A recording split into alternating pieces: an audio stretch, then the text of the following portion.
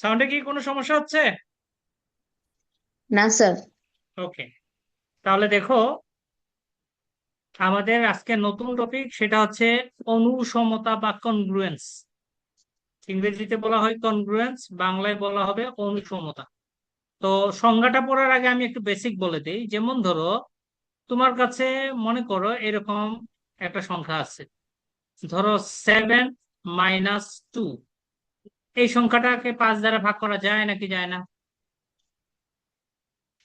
7 - 2 কে 5 দ্বারা ভাগ করা যায় নাকি যায় না? স্যার যায়। যায়। নাম্বার থিওরিতে আমরা এই ভাগ করতে পারাকে আমরা এইভাবে লিখবো। নাম্বার থিওরিতে আমরা লিখবো, যা যেটা দিয়ে ভাগ করব সেটাকে প্রথমে দিব, তারপরে খাড়া একটা চিহ্ন দিব, এটা দ্বারা ডিভিজিবিলিটি বা ভাগের চিহ্ন বুঝাবে। যাকে ভাগ করব সেটা এখানে লিখবো 7 - 2।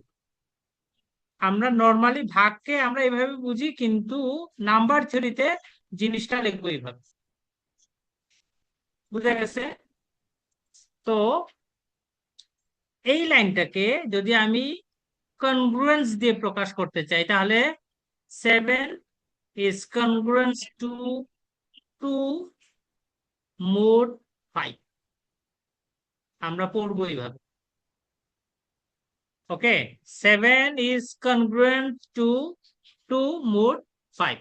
আমরা আরেকটা এক্সাম্পল দিয়ে একটু ট্রাই করি। মনে করো তোমার কাছে 13 - 3, এই সংখ্যাটাকে 5 দ্বারা ভাগ করা যায়? যায়। যায় নাকি যায় না?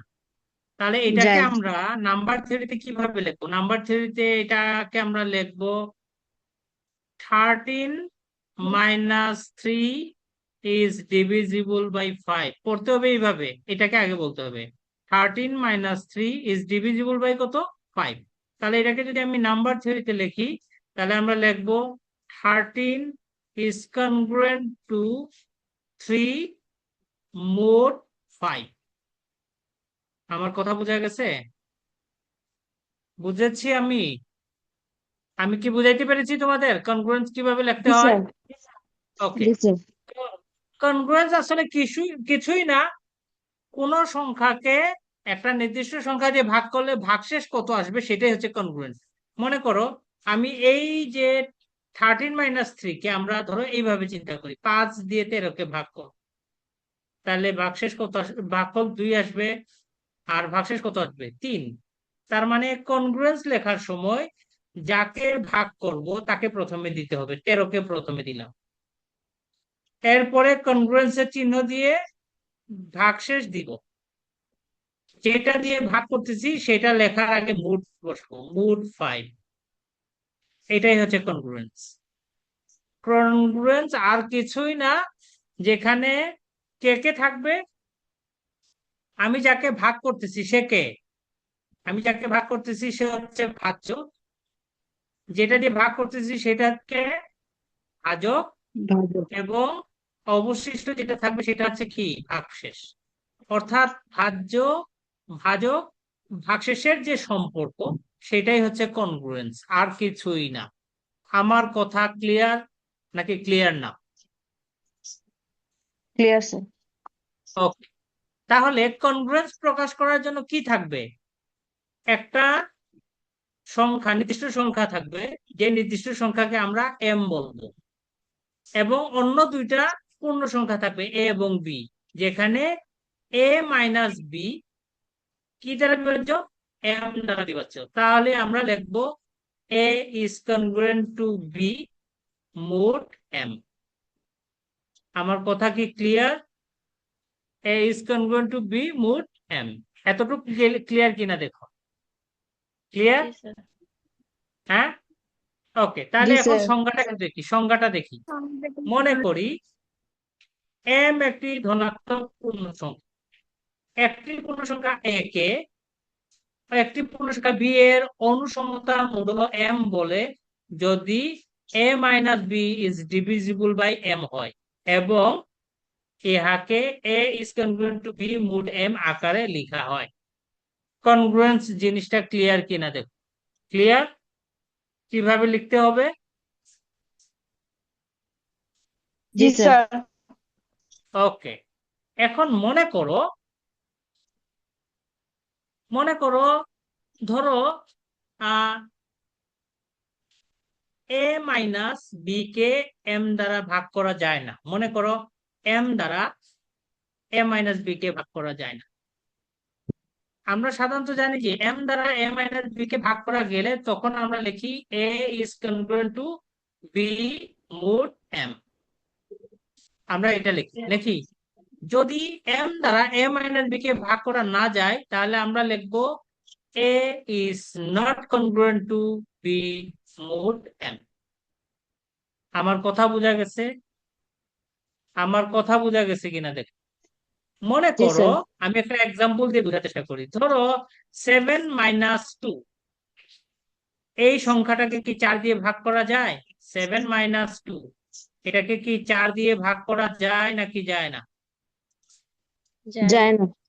যায় না।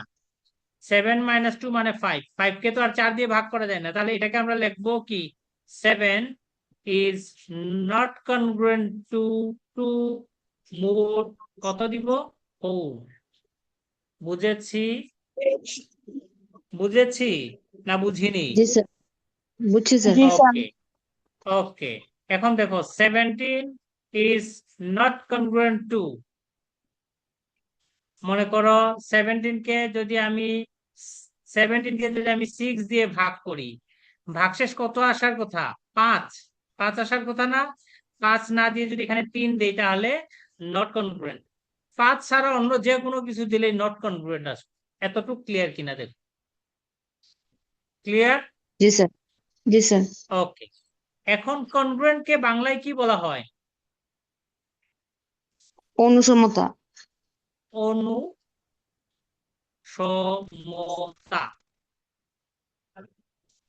এটা নট কনগ্রুয়েন্ট কে বাংলায় বলা হবে অননুসমতা। অননুসমতা। আমার কথা বোঝা গেছে? তাহলে অনুসমতা কোথায় ব্যবহার করব আর অননুসমতা কোথায় বলবো সেটা কি বোঝা গেছে? যখন ই নট কনগ্রুয়েন্ট হবে, বুঝছো, তখন অননুসমতা বাংলায় বলবো, আর ইংরেজিতে বল নট কনগ্রুয়েন্ট। বুঝেছি না বুঝিনি? বুঝেছি। জি স্যার। তাহলে কনগ্রুয়েন্স কাকে বলে সেটা কি ক্লিয়ার হয়েছে সবার? জি স্যার। ওকে। তাহলে এখন আমরা কনগ্রুয়েন্সের ধর্ম পড়ব। কনগ্রুয়েন্সের কিছু ধর্ম। প্রথম ধর্ম, খেয়াল করো তো, এ মাইনাস এ সমান কত বলো তো? 0। 0। আচ্ছা, এখন 0 কে এম দ্বারা ভাগ করা যাবে নাকি যাবে না? যাবে না। যাবে।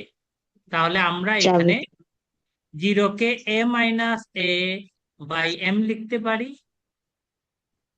তাহলে M A minus A is divisible by M বলা যাবে নাকি যাবে না? A minus A is divisible by M বলা যাবে নাকি যাবে না? তাহলে কনগ্রুয়েন্সের শর্ত অনুসারে আমরা কি বলতে পারি? A is congruent to A mod M বলা যাবে নাকি যাবে না? যাবে। যাবে। ওকে। জি স্যার। আচ্ছা, এখন একটা জিনিস খেয়াল করো, আমরা যখন মুডের আগে যে এই রাশিটা, এটা আসলে কে বলতো? মুডের আগের যে রাশিটা, কনগ্রুয়েন্টের পরে মুডের ভাগশেষ। আগে যে রাশিটা থাকে সে কে? ভাগশেষ। ভাগশেষ। সে হচ্ছে ভাগশেষ। আচ্ছা, এখন একটু খেয়াল করো, আমি যদি 5 দ্বারা 3 কে ভাগ করি, ভাগশেষ কত হবে?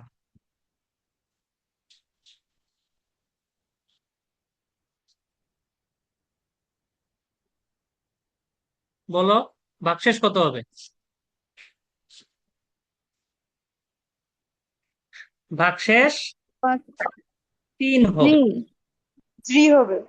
থ্রি। মনে থাকে যেন, এই কথাটা মনে থাকে যেন, কোন সংখ্যা দিয়ে যদি ভাগ করি, মনে করো 5 দিয়ে যদি কোনো সংখ্যাকে ভাগ করি তাহলে ভাগশেষ কি কি আসতে পারে? 0, 1, 2, 3, 4 আসতে পারে। তাহলে ভাগশেষ কি হবে? যে সংখ্যাটা দিয়ে ভাগ করব তার থেকে এক কম ভাগশেষ হতে পারে। আমার কথা বুঝেছো? আমি যদি 5 দিয়ে ভাগ করি ভাগশেষ কত আসতে পারে? 4 পর্যন্ত আসতে পারে। আমার কথা বোঝা গেছে? আমি যদি কোনো সংখ্যাকে 7 আচ্ছা দিয়ে ভাগ করি তাহলে ভাগশেষ কি কি আসতে পারে? 0, 1, 2, 3, 4, 5, 5 6, 0 থেকে 6 6 পর্যন্ত পর্যন্ত। আসতে পারে। আমার কথা বোঝা গেছে? জি এখন স্যার। জি স্যার। তার মানে কোন সংখ্যা থেকে ছোট সবাই হচ্ছে তার ভাজক, ভাগশেষ। মনে করো 7 থেকে ছোট সবাই তার কি ভাগশেষ না? তাহলে 7 থেকে ছোট কোন সংখ্যাকে, মনে করো 2 কে, আমি যদি ভাগ করি ভাগশেষ কত পাবো? 2। 7 থেকে 2 পাবো। তাহলে আমরা এরকম লিখতে পারি 2 is congruent to 2 mod 7, লিখতে পারি 7। নাকি পারি না? জি স্যার। পারি। 3 is congruent to 3 mod 7, বলতে পারি। জি স্যার। জি স্যার। পারি। তাহলে এই যে শর্তটা সেটা হচ্ছে 1 নাম্বার। তাহলে 1 নাম্বার কখন আসবে? এম থেকে ছোট কোনো সংখ্যাকে যদি ভাগের কথা বলা হয় তখন আমরা A is congruent to A mod কত আসবে? এম আসবে। ম্যাম। এতটুক পর্যন্ত ক্লিয়ার কিনা? জি ক্লিয়ার স্যার। স্যার। ওকে, এখন দ্বিতীয়টা দেখো, 2 নাম্বার। আমরা A is congruent to B mod M দ্বারা কি বুঝি? এটা দ্বারা বুঝি যে এম দ্বারা এ মাইনাস বি কে ভাগ করা যায়। বুঝি এটা কি বুঝি না? বুঝি। বুঝছি sir. A congruent to B, A is congruent to B mood M লেখা থাকলে M minus B is divisible by M. A minus B K M দ্বারা ভাগ করা যাবে। এটা আমরা জানি নাকি জানি না? জানি। এখন খেয়াল জি করো, স্যার। আমার যদি ভাগ করা যায় তাহলে A minus B কে যদি আমি M দিয়ে ভাগ করি তাহলে একটা ভাগফল আসবে নাকি আসবে না? আসবে। ভাগ করা গেলে তো একটা ভাগফল আসবে। যেমন ধরো আমি 2 দিয়ে 6 কে ভাগ করতে পারি তাহলে একটা ভাগফল আসে। তার মানে 2 দ্বারা যদি 6 কে ভাগ ডিভাইড করা যায় তাহলে একটা ভাগফল আসবে। তোমার লোক তাহলে কই যেহেতু কেমনে m দ্বারা a মাইনাস b কে ভাগ করা যায় তাহলে একটা ভাগফল কত আসবে? একটা ভাগফল কত আসবে? t আসবে। এটাকে সাজাও, a মাইনাস b সমান mt বলতে পারি। Minus common now, b minus a সমান mt বলা যায়। তাহলে b minus a m into minus t বলতে পারি। এটা বলতে পারি কিনা দেখো। ওই সময় আলোটা দিয়ে মোবাইল চার্জ না পরে 3 ঘন্টা লাগাইয়া পরে চার্জ দিয়েছে পরে মোবাইল বন্ধ তাহলে করে কত দিছি বলতে পারি? পরে চার্জ b দিচ্ছে। মাইনাস a, মিউট করো। b হ্যাঁ মাইনাস a কে m দ্বারা ভাগ করলে ভাগফল কত আসবে? লাগাইছে পরে মোমো পরে মনে ইয়া করে কষ্ট লাগাই মাইনাস t দিছে আসবে। পরে কি কইছে আবার কালকে তাহলে আমরা বলতে লাগাইছে। পারি মুক্তা তোমার এটা মিউট করো। b is congruent to a mod m বলা যাবে নাকি যাবে না? দেখো, আমরা m দ্বারা যখন a মাইনাস b কে ভাগ করা যায় তখন a minus b by m সমান t বলতে পারি। a মাইনাস b সমান mt, এখান থেকে মাইনাস কমন নিলাম, মাইনাস b এর ইকুয়াল টু mt, b এর সমান কত? মাইনাস t গুণ m। ঠিক আছে, তাহলে আমি এই লাইন থেকে এখানে আসতে পারি, কত দিলাম? b minus a by m সমান মাইনাস t। তাহলে m দ্বারা b মাইনাস a কে ভাগ করলে ভাগফল কত পাওয়া যাবে? মাইনাস টি পাওয়া যাবে। তার মানে আমরা বলতে পারি যে m দ্বারা কাকে ভাগ করা যায়? b মাইনাস a কে ভাগ করা যায়। এরকম ভাগ করা গেলে আমরা কি লিখতে পারি? b is congruent to a mod m লেখা যাবে নাকি যাবে না? যাবে। জি স্যার।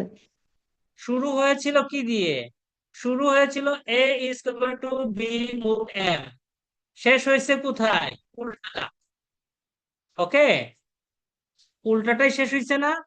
আগে ছিল a ইজ কনগ্রুয়েন্ট টু, আগে ছিল a is congruent to b mod m, সেখান থেকে এখন কি আসলো? b is congruent to a mod m। আসছে না আসে নাই? আসছে। জি স্যার আসছে আসছে। স্যার। এটা এটা এটা এই ধর্মকে বলা হয় ট্রানজিটিভ ল। আমরা একটু পরেই পড়বো। আমরা 2টা ধর্ম শিখলাম। ওকে, তৃতীয় ধর্ম বলছে যে এ দ্বারা বি কে এ দ্বারা এম দ্বারা একে ভাগ করলে বি ভাগশেষ থাকে। তাহলে দেখো আমাদের কাছে দেয়া আছে A is congruent to B mod M, এটা আমাদের দেয়া আছে। তাহলে এটা দেয়া থাকলে আমরা কি বলতে পারি? এম দ্বারা এ মাইনাস বি কে ভাগ করা যায়, বলা যায় নাকি যায় না? এটা বলা যাবে। জি স্যার। তাহলে আমরা বলতে পারি এ মাইনাস বি কে এম দ্বারা ভাগ করলে একটা ভাগফল পাবো যার নাম দিলাম টি। তাহলে এ মাইনাস বি সমান কত হবে? এম টি হবে। লেখা যাবে নাকি যাবে না? যাবে। ওকে, এখন দ্বিতীয় শর্তটা দেখো। B is congruent to C mod M সমান কি লেখা যাবে? এম দ্বারা বি মাইনাস সি কে ভাগ করা যায় নাকি? তার মানে জি বি স্যার। মাইনাস সি দ্বারা এম কে ভাগ করলে একটা ভাগফল পাবো, নাম দিলাম কত? টি1। তাহলে কত? বি মাইনাস সি সমান এম টি1, সমীকরণ 2 লেখা যায়। এতটুকু জি ক্লিয়ার স্যার। কিনা নাকি আবার বলা লাগবে? না স্যার। এই দুইটা লাইন কি সবার ক্লিয়ার? জি স্যার সমীকরণ ক্লিয়ার। 1 আর সমীকরণ 2 যোগ করি, তাহলে কি পাবো?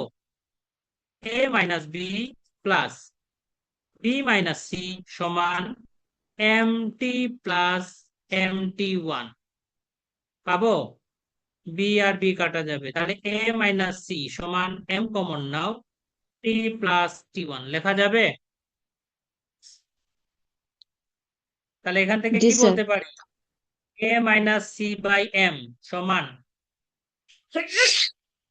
কত বলতে পারি? টি প্লাস টি1 বলতে পারি।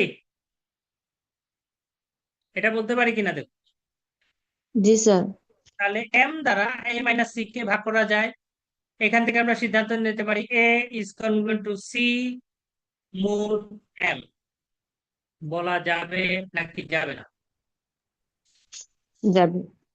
তাহলে আমাদের শুরু হয়েছিল কি দিয়ে? আমাদের শুরু হয়েছিল এইভাবে, আমাদের শুরু হয়েছিল A is congruent to B mod M এবং B is congruent to C mod M. এই দুইটা থেকে আমরা সিদ্ধান্ত নিলাম কি A is congruent to C mod M. বুঝেছি? বুঝেছি? জি স্যার। জি স্যার। ও, তাহলে এই তিনটা শর্ত আমার ভালো পারতে হবে। ওকে, ক্লিয়ার কিনা দেখো। জি স্যার। 4 নাম্বার একই রকম। দেখো 3 নাম্বারে তো খালি যোগ করে বের করছি নাকি? 4 নাম্বারে যোগ বিয়োগ দুইটাই করব। সাপোজ ধরো যে 4 নাম্বারটা করার পর এই বৈশিষ্ট্যগুলো আর করবো না, 4 নাম্বারও খালি পড়বো। দেখো আমাকে দেওয়া আছে A is congruent to B mod M, তাহলে আমি কি বলতে পারি? এম দ্বারা এ মাইনাস বি কে ভাগ করা যায়, অতএব এ মাইনাস বি কে এম দ্বারা ভাগ করলে একটা ভাগফল টি আসবে। তাহলে এ মাইনাস বি সমান কত? M T. বলা যায়? বলা যায় নাকি জি যায় না? স্যার। যাই স্যার। Okay, যাই। সমীকরণ 1। পরেরটা দেখো, পরেরটা কত? C is congruent to D mod M. আমরা যদি একসাথে লিখি C minus D equal M T one বলতে পারি নাকি পারি না? জি স্যার। একসাথে মাঝখানে দুইটা লাইন উপরে সিমিলার, সেজন্য আমি এইভাবে লিখে দিলাম। এতটুকু পর্যন্ত ক্লিয়ার কিনা দেখো। এখন 1 আর 2 যোগ করো, তাহলে কি আসবে? A minus B plus C minus D সমান এম টি প্লাস টি1 লেখা যাবে নাকি যাবে না?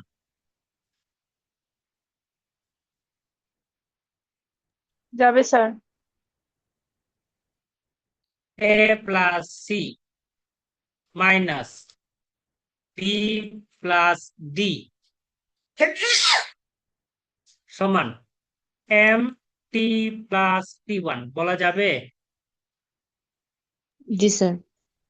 তাহলে খেয়াল করো, A plus C minus B plus D by M সমান টি প্লাস টি1 বলতে পারি?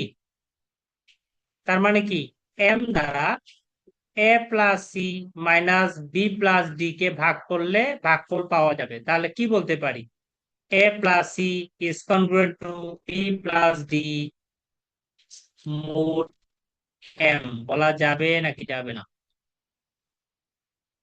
যাবে। যাবে। ওকে। জি স্যার। ঠিক একই রকম যদি আমরা বিয়োগ করি, 1 আর 2 যদি বিয়োগ করি, 1 - 2, তাহলে কি হবে? A minus B minus C plus D সমান কত? M T minus T one আসবে। তাহলে কত? A minus C minus B minus D সমান M T minus T one আসবে। তাহলে আমরা বলতে পারি যে A minus C is congruent to B minus D mod M, বলা যায় নাকি যায় না? তাহলে প্লাসের জন্য এটা পেলাম, মাইনাসের জন্য এটা পেলাম, দুইটাকে একসাথে মিলে এখানে লেখা হয়েছে। ক্লিয়ার কি না দেখো? ক্লিয়ার নাকি ক্লিয়ার না? জি স্যার। Clear sir. ক্লিয়ার নাকি? জি স্যার। ওকে। 5, 6 এগুলো লাগবে না, এগুলো দেখে নিবা নিজেরা। 7 নাম্বারটা একটু বলে দেয়া লাগবে। 7 নাম্বারটা, 7 নাম্বার বলছে যে যদি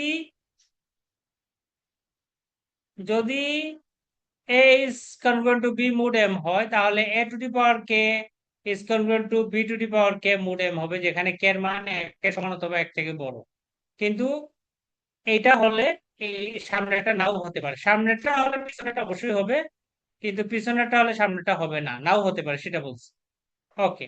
তাহলে দেখো আমাকে প্রথমে দেয়া আছে a is congruent to b mod m, এটা দেয়া আছে।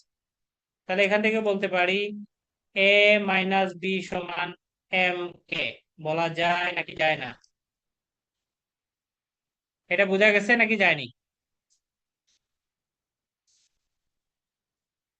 এটা বোঝা গেছে না ভেঙে দেখাবো? স্যার বুঝতে পারছি। ওকে। এখন দেখো A square minus B square সমান কত? A minus B into A plus B. A cube minus B cube সমান কত? A minus B into A square plus A B plus B square. জানা আছে? জানা আছে না জানা নাই? জি স্যার। জানা আছে আছে স্যার। তাহলে A to the power K minus B to the power K সমান কি হবে? A minus B into A to the power K minus one. দেখো যখন 3 ছিল তখন 2, 1 এরপরে বি শুরু হয়েছে, তাহলে এ থাকার পরে এ কে মাইনাস ওয়ান হবে, পরেরটা কি হবে? এ কে মাইনাস টু ইন্টু বি। -2। অর্থাৎ এ এর পাওয়ার আস্তে আস্তে কমতে থাকবে, বি এর পাওয়ার আস্তে আস্তে বাড়তে থাকবে। তো লাস্ট পজিশনে কি হবে? বি এর পাওয়ার কে মাইনাস ওয়ান হবে নাকি হবে না? হবে স্যার। হবে স্যার। হবে। একটু আগে আমরা কি পেয়েছি? এ মাইনাস বি সমান কত? M K. তাহলে এটা এখানে বসাও, M K into A to the power K minus one A to the power K minus two B plus dot dot B to the power K minus one, বলা যায় নাকি যায় না? যায় স্যার। বলা যাবে। জি স্যার। এখন খেয়াল করো, এটা মানে তো ডান দিকের এই রাশিটা পুরোটা, এই রাশির সাথে কত গুণ আছে বলতো? এম গুণাকারে আছে না? তাহলে এই সংখ্যাটা কত দ্বারা ভাগ করা যাবে? এই সংখ্যাটা এম দ্বারা ভাগ করা যাবে। এটাকে যদি এম দ্বারা ভাগ করা যায়, এই পুরো সংখ্যাটাকে ডান দিকের এই সংখ্যাটাকে এম দ্বারা ভাগ করা যাবে। তার মানে আমরা বলতে পারি A to the power K minus B to the power K কে এম দ্বারা ভাগ করা যাবে। ধরো একটা মান আমরা এন পাবো, তাহলে সেক্ষেত্রে আমরা কি লিখতে পারি? A to the power K is congruent to B to the power K mod M, লিখতে পারি নাকি পারি না? জি স্যার। পারি। তো এটাই আমাকে প্রমাণ করতে বলছে। বোঝা গেছে? জি জি স্যার। স্যার। এখন এর উল্টাটা সত্য নয়, এর উল্টাটা সত্য নয়। মনে করো এ টু দি পাওয়ার কে সমান B to the power K সমান মোড মুড এম হলে এখান থেকে এটা সত্য নাও হইতে পারে, এখান থেকে A is congruent to B mod M নাও হতে পারে, এটা বলছে, এটা নাও হতে পারে। তাহলে দেখো, ধরলাম যে এর মান 4, বির মান 8, এম এর মান 3, ঠিক আছে? তাহলে খেয়াল করো, এ স্কোয়ার দাও, এ স্কোয়ার মানে কত? 16। বি স্কোয়ার দাও, বি স্কোয়ার মানে কত? 8 এর স্কোয়ার মানে 64, নাকি? তাহলে খেয়াল করো,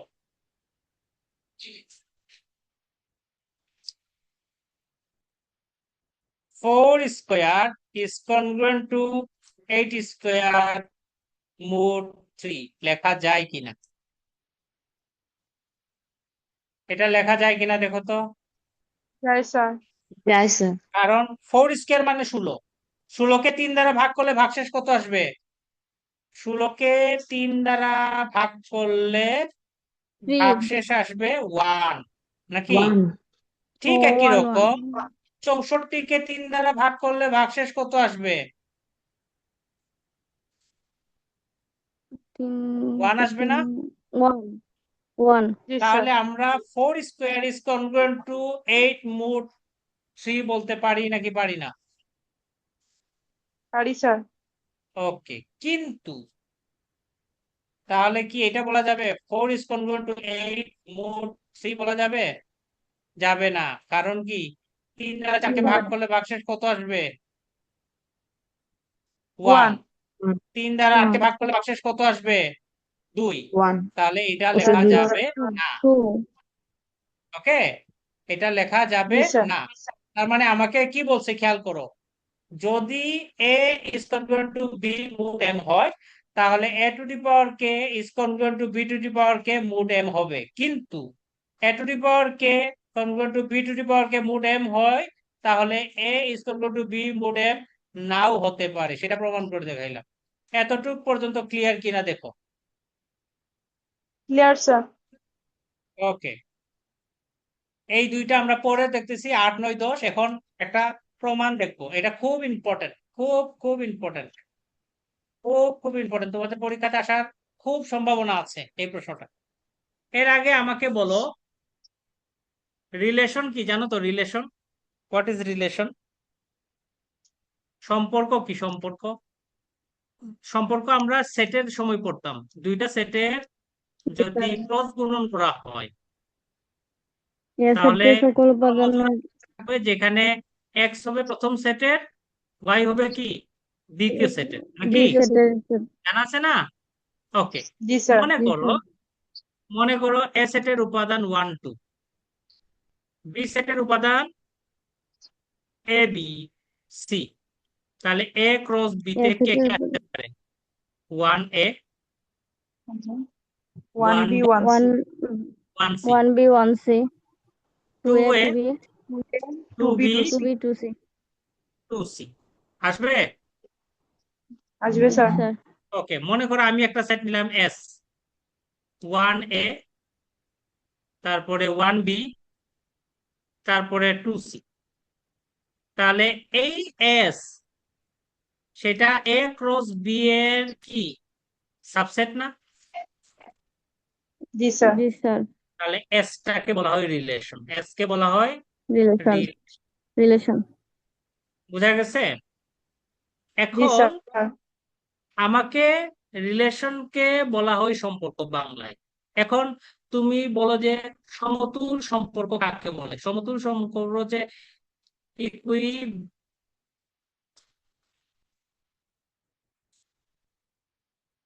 ইকুইভ্যালেন্স রিলেশন কাকে বলে?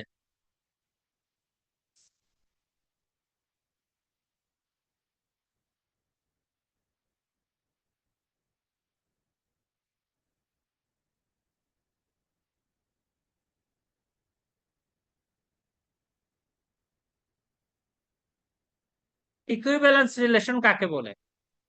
যদি কোনো রিলেশন, এই শর্ত মানে এ এ বিলংস টু, যদি আর হয়, A A A B R B A belongs to R হয়, আর 3 নম্বর হচ্ছে A B B C R C A belongs to R হয়, তাহলে এই তিনটা শর্ত যদি মানে তখন তাকে বলা হয় ইকুইভ্যালেন্স রিলেশন। আমার কথা বোঝা গেছে?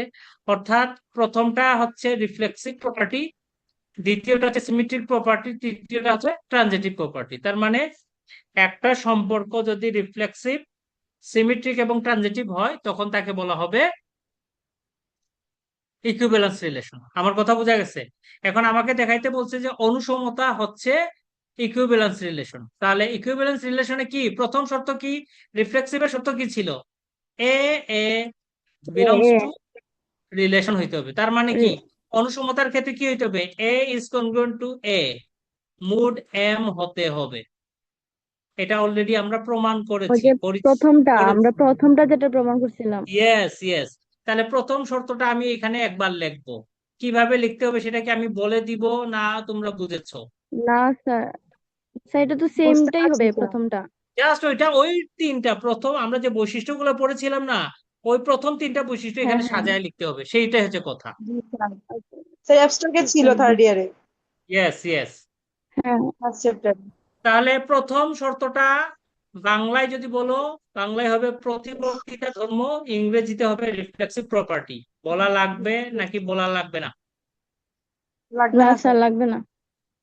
ওকে, তাহলে রিফ্লেক্সিভ হয়ে গেছে। এরপরে আসো সিমেট্রিক। সিমেট্রিকের শর্ত কি ছিল? এ ওই বি যদি থাকে এ বি, রিলেশনে, বি এ থাকতে হবে। আমার কথা বোঝা গেছে?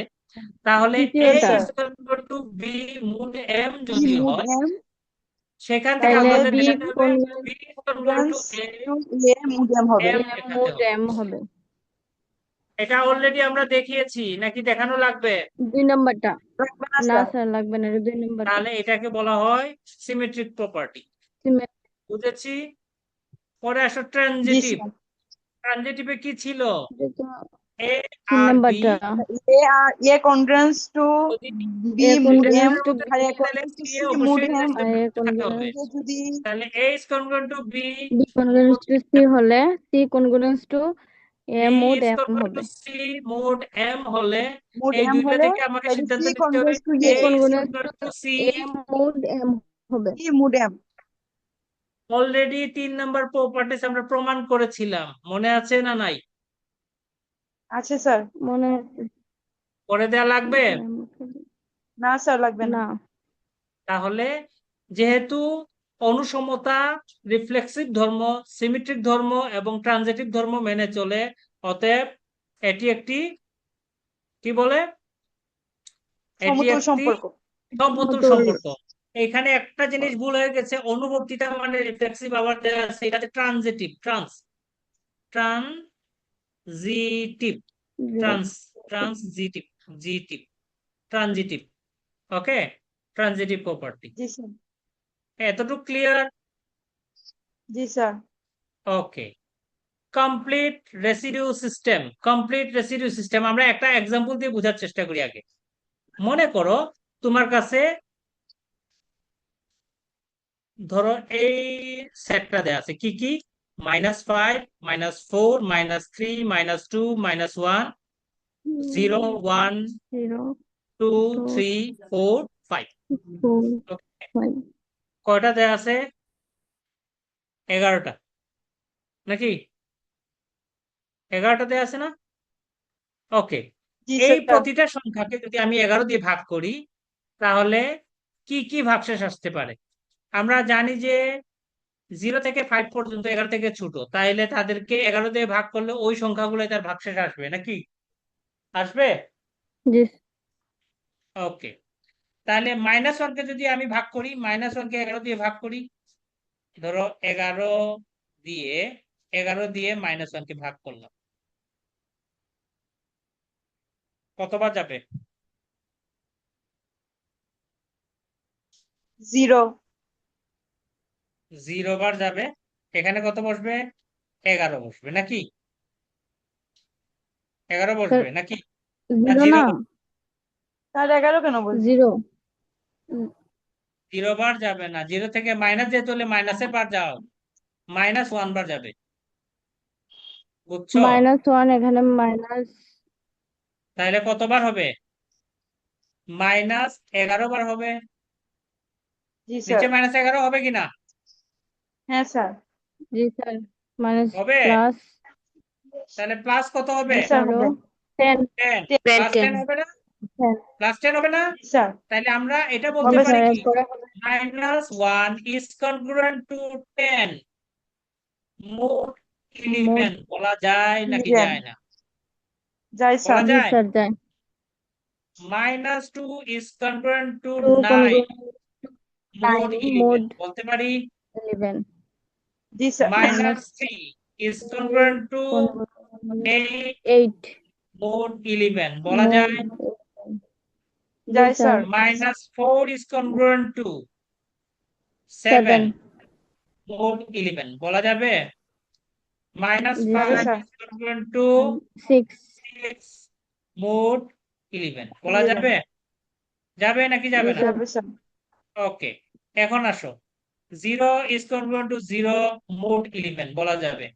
1 is congruent to 1 মোট 11 বলা মোড যাবে। 11 যাবে স্যার তারপরে 2 is congruent to 2 মোট 11 বলা যাবে। মোড 11 3 যাবে is স্যার জি স্যার congruent to 3 মোট 11 বলা যাবে। Mode 11 4 4 is is congruent congruent to to 4 4 মোট 4 11 মোড বলা যাবে। 11 মোড 11 5 যাবে is sir congruent to 5 is 5 congruent to 5 মোট 11 মোড বলা যাবে 11 নাকি যাবে না? যাবে যাবে। স্যার ওকে, জি স্যার তাহলে খেয়াল করো 0 1 2 3 4 5।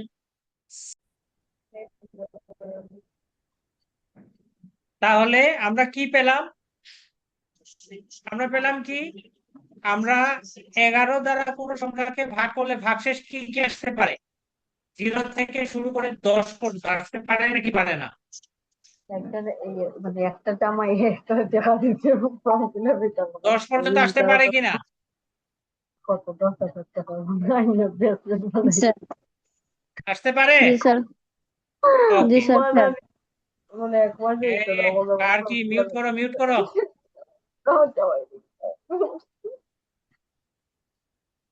ওকে, তাহলে আমি আমার কাছে দ্বিতীয় সেটটাকে তো ভাগ করার দরকার নাই। দ্বিতীয় সেটটা যেহেতু 11 থেকে ছোট, তারা তো ভাগশেষ 0 থেকে 10 পর্যন্ত আসবেই। তাহলে আমরা কি বলতে পারি? যদি দুইটা সেটের মধ্যে যদি এম এর মডুলো ভাগশেষ যদি সমান আসে, তখন তাকে বলা হয় কমপ্লিট রেসিডিউ সিস্টেম। আমি আবার বলি, তোমার কাছে দুইটা সেট আছে, দুইটা সেটের সংখ্যাগুলাকে যদি আমি এম মডুলো এখানে কত 11 দিয়ে ভাগ করছিলাম না, এটা মডুলো 11 জি বলছি, স্যার মডুলো 11 জন্য তাদের ভাগশেষ সমান আসে। এখানে কত আসে? প্রথম সেটে ভাগশেষ আসছিল কত? প্রথম সেটে ভাগশেষ আসছিল 0 থেকে 10 পর্যন্ত। দ্বিতীয় সেটটা অলরেডি 11 থেকে ছোট, সেজন্য তাদের ভাগশেষ কত আসবে? যা আছে তাই আসবে। 0 থেকে 10 পর্যন্ত আসবে নাকি আসবে না?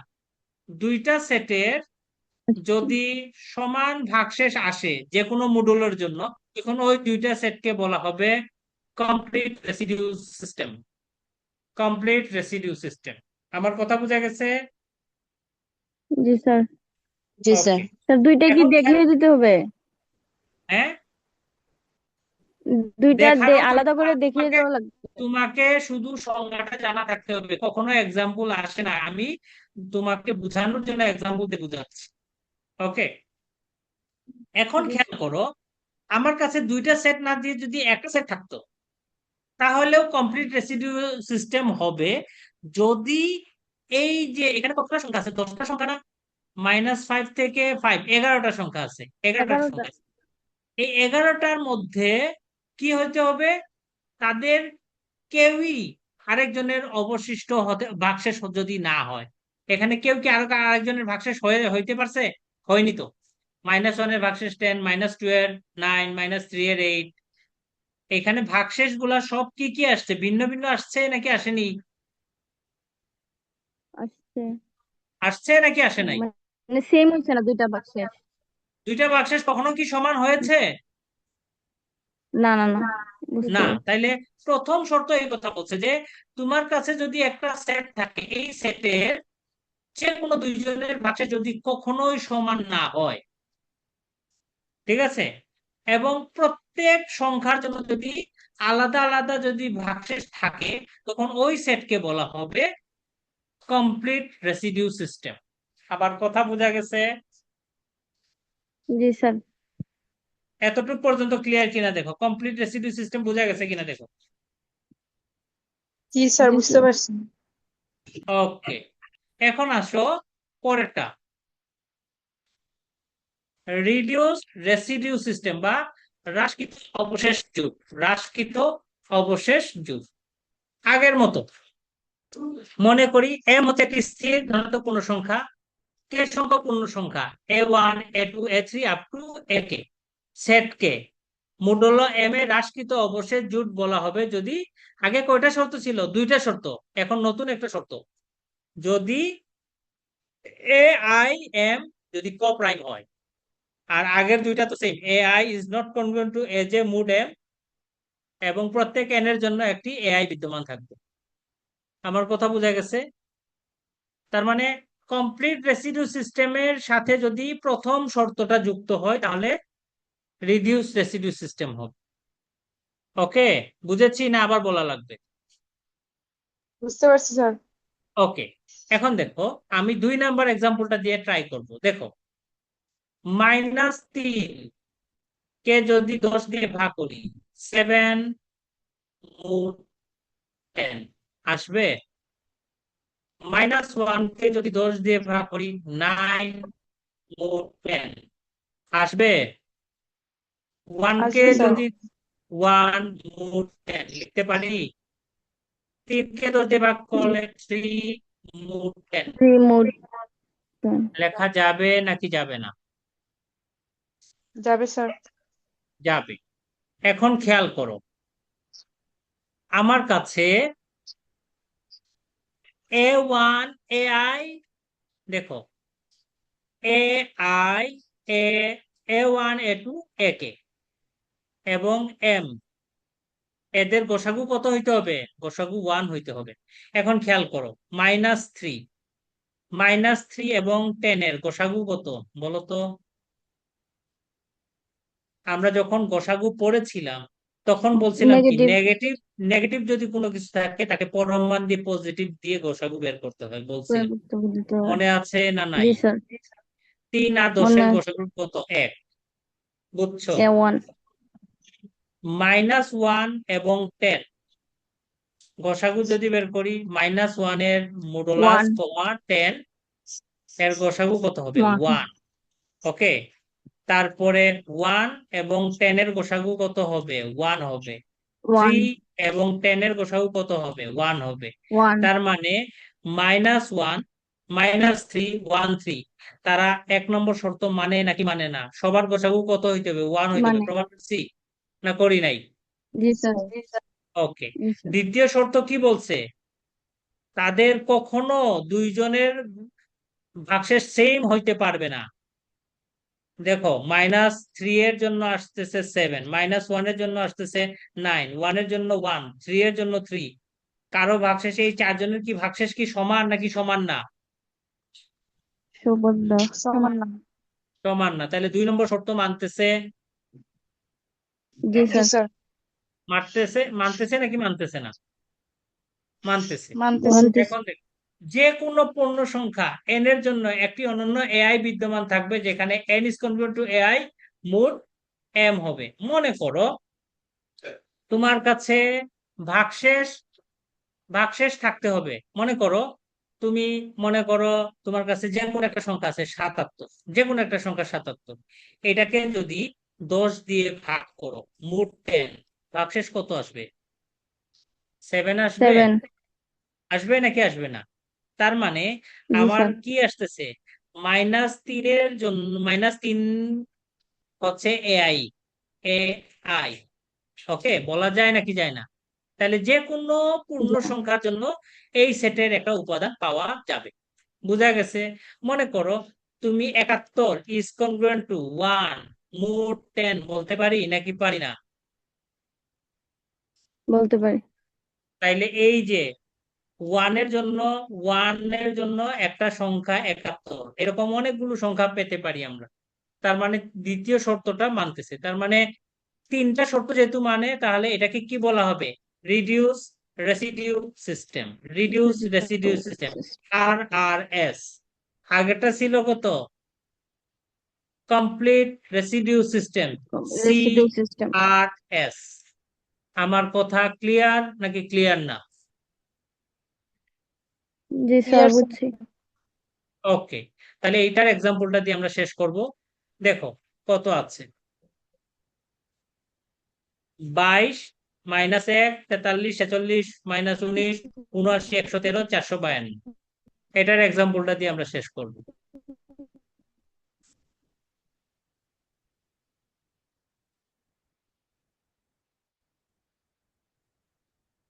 এখন বলো, 22 কে যদি আমি 15 দিয়ে ভাগ করি, ভাগশেষ কত আসবে?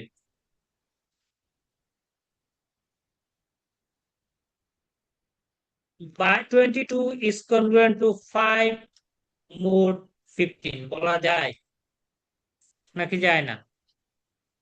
-1 is congruent to 14 mod 15, বলা যাবে নাকি যাবে না? বলা যাবে। 43 is congruent to 13 mod 15, বলা যাবে। বলা যাবে নাকি যাবে না? বুঝতে পারতেছো? 46 is congruent to 1 mod 15, বলা যাবে। -19 is congruent to 11 mod 15, বলা যাবে কিনা দেখো। ওকে, তারপরে যাবে স্যার 79 is congruent to কত হবে? 4 × 60 4 × 60 75 5, 75 হলে 4 mod 15। দেখো এটা বলা যায় কিনা। 79 এর পরে 133 133 113 is congruent to 6 15 90 7 15 কত? 105 105 আর 13 কত? 8। এখানে কত হবে? 8 mod 15। তারপরে 452 is congruent to 2 mod 15, বলা যাবে কিনা? যাবে। জি স্যার স্যার Okay. প্রথমটা কি সেভেন হলো? 7 হবে না, প্রথমটা ভাগশেষ। প্রথমটা 7 হবে, 7 হবে, মাই মিস্টেক, 7। এখন খেয়াল করো, এই যে রিমাইন্ডার যতগুলো পাওয়া গেছে সবার সাথে 15 এর ভাগশেষ এক, গোসাগু এক কিনা দেখো। 7-এর সাথে 15 গোসাগু এক, 14 সাথে 15 গোসাগু এক, 13 সাথে 15 গোসাগু এক, 1-এর সাথে 15 গোসাগু এক, 11-এর সাথে 15 গোসাগু এক, 4-এর সাথে 15 গোসাগু এক, 8-এর সাথে 15 গোসাগু এক, 2-এর সাথে 15 গোসাগু এক। তার মানে সে 1 নম্বর শর্ত মানে। আবার দেখো, প্রত্যেকের ভাগশেষ গুলা ভিন্ন ভিন্ন। কেউ কারো সাথে আমার সেটের অন্য কোনো উপাদানের সাথে সমান না, তার মানে দ্বিতীয় শর্ত মানে নাকি।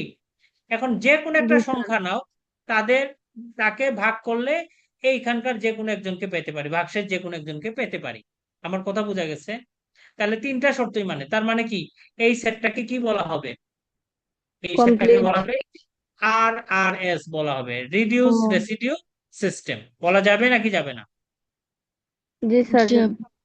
এখন খেয়াল করো, কোন সংখ্যায় রেসিডিউ সিস্টেম, যে এই যে 10-এর জন্য 4টা উপাদানের বেশি হবে না।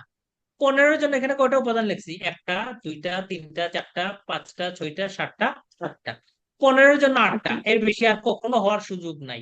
তাহলে তুমি কেমনে বুঝবা একটা মডুলোর রেসিডিউ কি কি হতে পারে না হতে পারে? এটা কি বুঝতে পারবা কেমনে? মনে করো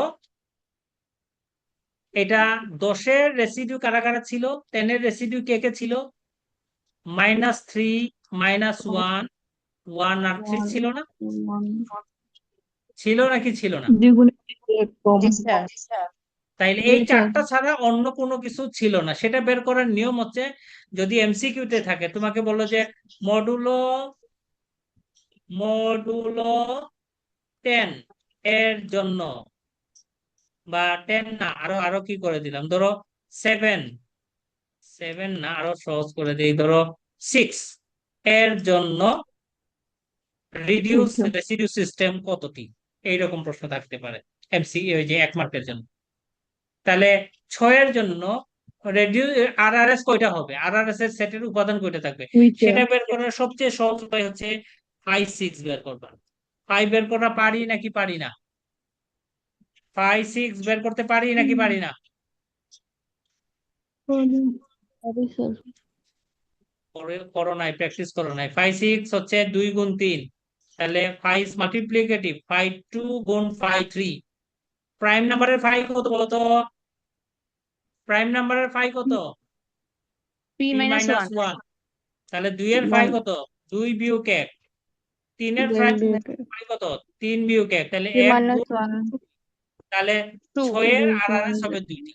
6 এর আরআরএস হবে 2টি। বুঝছো না বুঝো নাই? জি স্যার, বুঝছি স্যার। এখন 6 এর আরআরএস 2টি হবে, সেটা এখন আমরা এক্সাম্পলে ট্রাই করি।